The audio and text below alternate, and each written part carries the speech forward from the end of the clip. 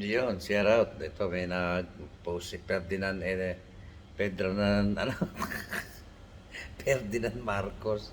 Sabi niya dito, no, this is the biggest shipment of shabu nahuli, but no, not one person died. Walang namatay, walang nagputukan, walang nakasaktan, basta in-operate natin dahan-dahan. Yan naman ang dapat approach para sa akin at dapat na approach sa drug war. Wow. O, ayan, narinig niya. Yan nga ang malungkot, Mr. President Bongbong Marcos.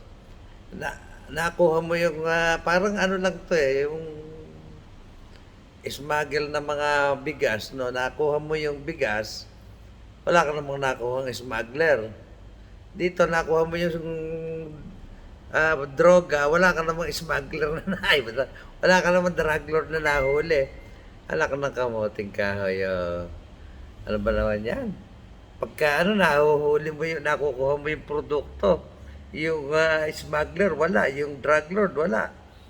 May nahuli kayong isa dyan, si Mark Sarayat, nakapag-bail pa. Hindi nga kami paandaran. Ano mo yun, drugs. Hindi mo naman nahuli yung drug lord. Hindi kukuha uli ng drugs yan at magdadala uli. Malay mo ba kung 3 truck nga daw yan eh. 2 yung nakapuslit. Anong mahirap dito kay Presidente Bongbong Marcos eh.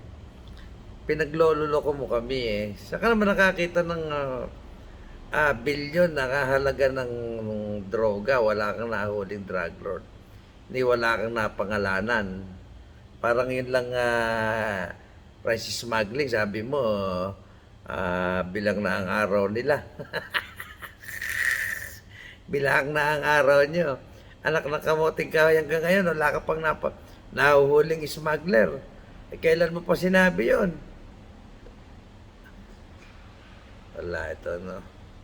Paparinig ka pa kay Duterte, walang namamatay.